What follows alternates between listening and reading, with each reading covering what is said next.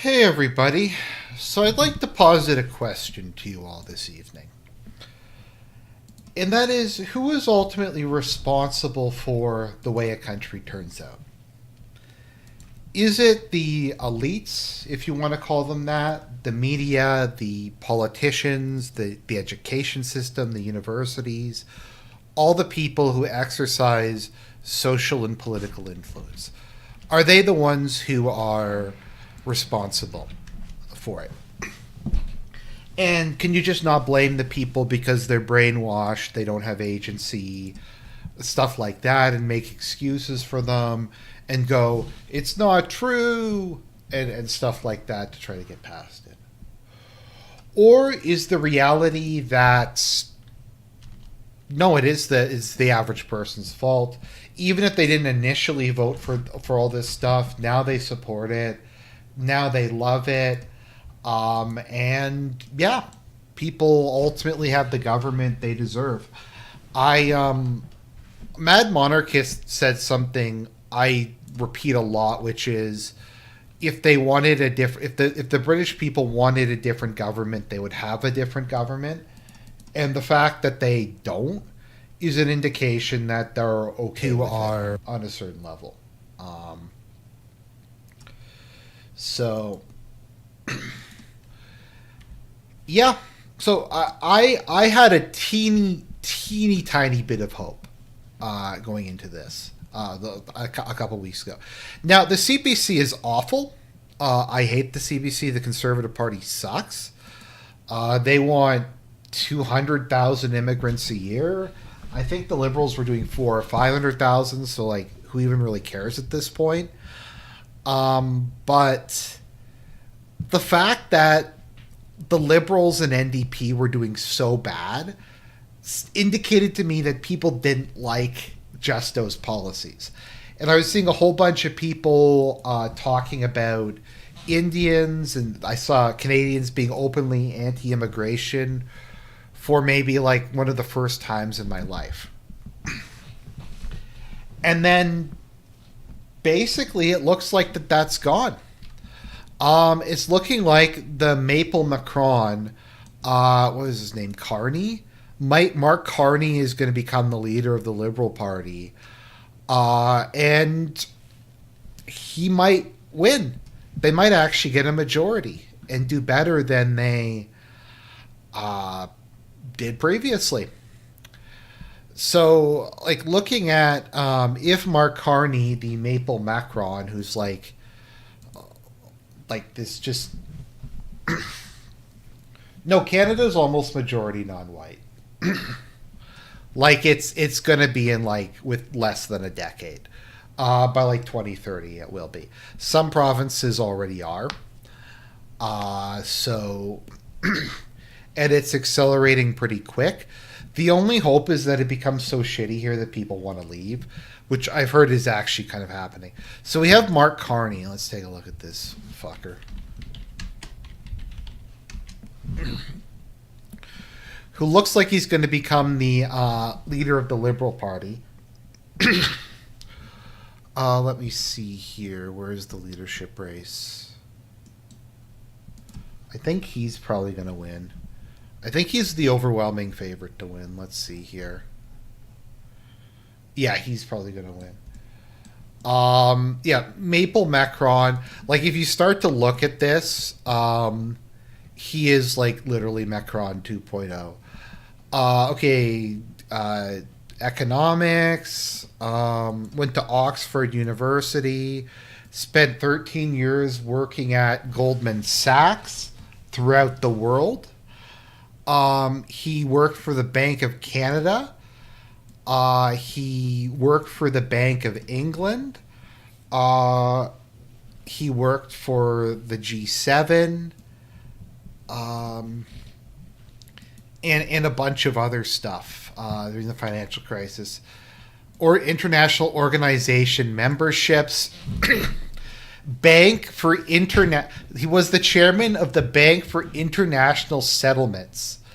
The Committee on the Global Financial System. Also a member of the Group of 30. The Group of 30? what the fuck? It's like literal fucking Illuminati. Um, like yeah, the group of like some 30 dudes who get together to run the world. I actually hadn't even seen that. He's part of. He goes to the world. He's on the board of the World Economic Forum. He goes. He's a regular at the Bilderberg Group. He was the chairman of the Basel Financial Stability Board. And he was the governor of the Bank of England. Like I said, he's Maple Macron. He's like a creature of the global financial industry. And like people love him. Like if you look at it, it's the liberals are going to win. Now, not all the polls are like that, but look at this. Look, they pretty much completely recovered in a span of like days. So people want more. Like Justo was super unpopular. Like let me see here. Approval.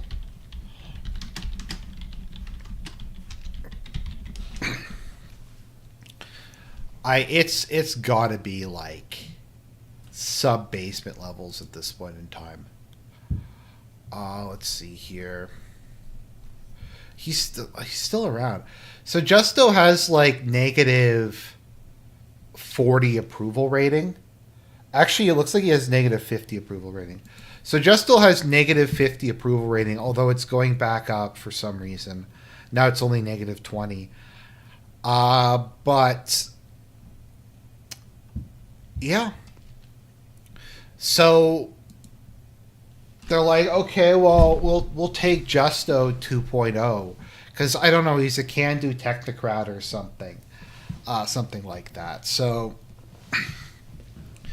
someone asked about ethics in video game journalism. Now I'm uploading a video on the German election, which will probably come out tomorrow, and I think there probably was some ethics in video game journalism in that, at least a little bit. I don't know if you guys have heard, but that guy in Romania who was running for president, he got arrested today, and they've charged him. And he's not allowed to run in the upcoming election. Yeah, it probably is Trump, to be honest. But at the same time, like, I don't think that Canadians fundamentally disagreed with a lot of what Justo did. He just was incompetent and unlikable and fucked it up. But I think largely the population wants unlimited immigration. At least a substantial plurality of it does. They want that. They want housing prices to permanently go up. They want hate speech laws. They want multiculturalism. They want all of this stuff. So,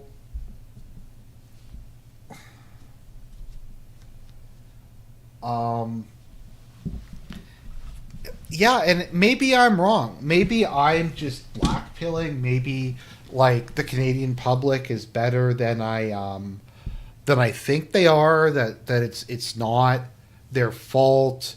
That they actually are against this stuff, but they've been fooled by the media and they've been like stuff like that. But then how was like Trump able to win? Like how is Trump able to get into power? How is like Viktor Orban able to get into power?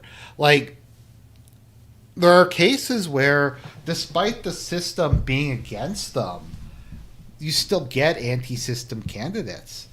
But here it's literally the only non-system person we have is Bernier, and he's not going to get 5% of the vote. So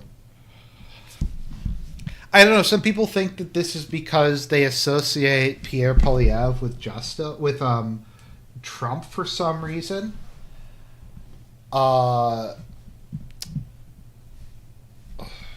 Pierre Poilievre for some reason, and they think that Carney can stand up to Trump, but Polyev can't, which honestly is probably two, because Polyev is just a massive. He's a cringe lord. He's super cringy. Yeah, so Mr. I can't pronounce your name, so I'm just gonna call you. I don't know, bro. They want immigration because they've been taught that at school and uni. Yeah, I know that, but it's. I don't know. For me, it would almost be easier to just think that this is what the Canadian people want, and they're getting what they want and what they deserve. It's less tragic that way. It's more poetic justice if that's the case, and I can feel better about it. And I know that that's a cope, but it's just, as I said, I live in the prairies. I live in the shitty part of Canada, and I'm going to meetings where I'm the only English speaker of like 7 people. And I was on like a call today with, I don't know, our manager of like tech, and I couldn't even understand him. Just extremely heavy Indian accent, just mumbling. But, and once again, it's like that in Germany, and like the German people. Let's see here. Like the German people, if you look at the German election,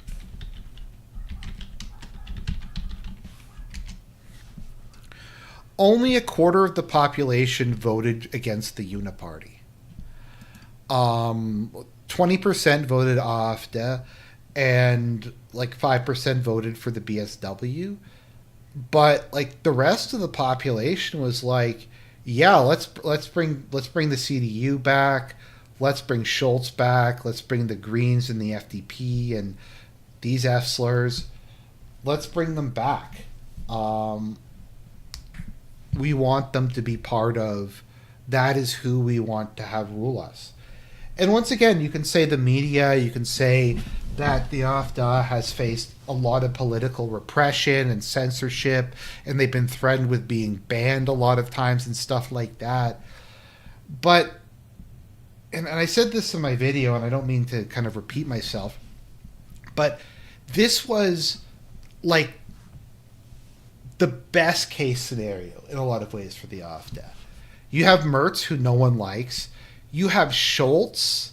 You have Pirate Schultz, the Greens, who shut down the nuclear power plants, and the FDP and this fucking loser coalition, and the AfD could only get 20% of the vote. And people were like, you know what? Meet the new boss, same as the old boss. So Germany is now going to be governed by a coalition of Merz and Schultz. And it's just, yeah, that's just where we are at the moment. Oh, is it? Oh, okay. Oh, well, it is what it is.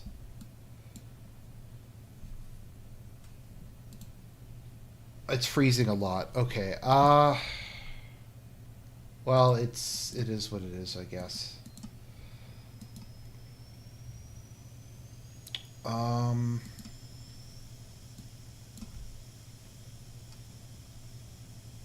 Okay, there we go. Is that better?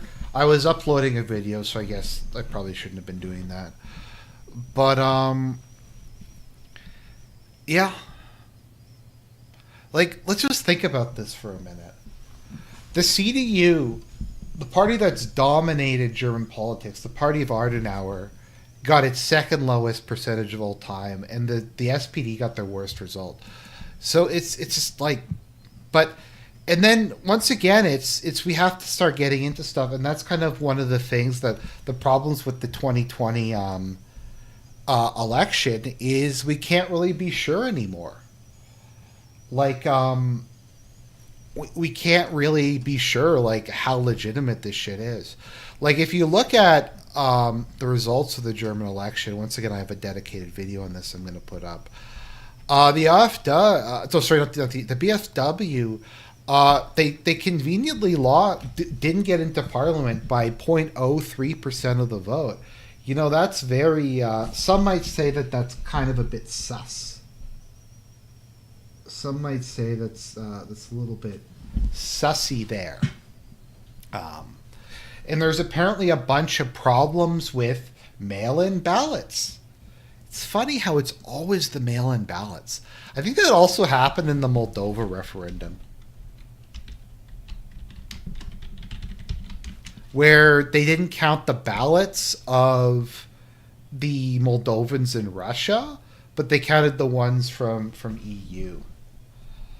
Yeah, no, Poland voted for shitlib. Um, Now, I don't know what's going to happen. Romania is having a political crisis. I don't know where it's going to go.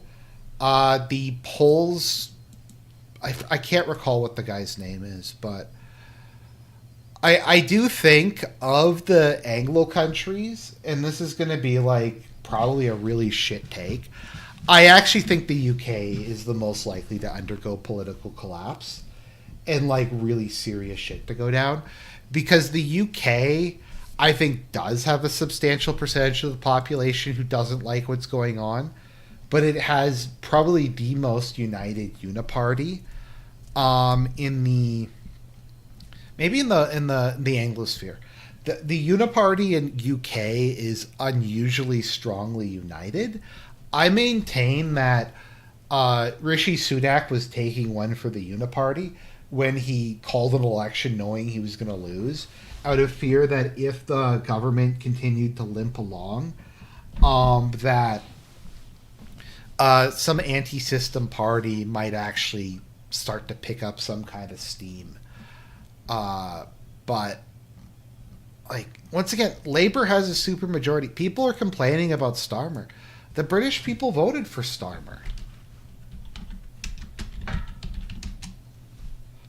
Look, Nigel Farage sucks. Don't get me wrong. Nigel Farage is lame as fuck. But they gave Labour a supermajority. I'm pretty sure it's a supermajority. And now, like, what are we going to have next election? We have this woman as the head of the Conservative Party. Was she even born in the UK? Oh, okay. No, she was. So we have like Kiara Stormfront. We have Kemi. What's her name? We have Ed Davey. I don't even know who this dude is. And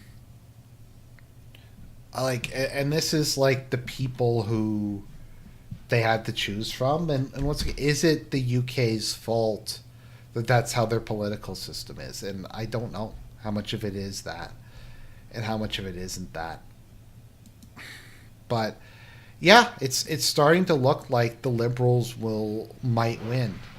Now, there's polls that don't show that. There's non-black pilled polls.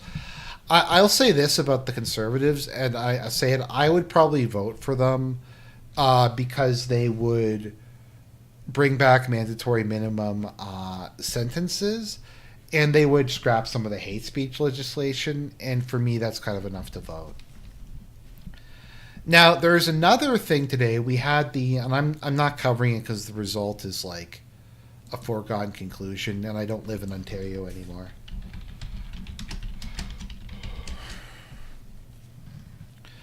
I believe it's today they're having the election in Ontario, which Ford is just going to sail to re-election. I don't think there's really any question about it. He's just going to win another election, and we're going to get another, like, I like how they don't even say center right now. They just say center. They're just center, and the Liberals are just a center party, and the NDP is center left. I mean, isn't that great? You have like the whole gambit of choices when it comes to the provincial election. So Ford, Ford was really disappointing. I didn't really have that high expectations, and Ontario had some of the most brutal lockdowns of any country in the world. Like, they went on really, really long, longer than a lot of other places, and they were a lot more severe. So I don't know. It seems quite likely that Carney will become leader. We'll get Maple Macron. People will love him because they think he's smart. And then he'll, like, maybe we'll have another 2 terms of liberal rule. So, I don't know. That's about all I really had to say. It's just kind of sucks. But TIC, this is Canada. That's just the way the cookie crumbles here. So, anyways, I think that's all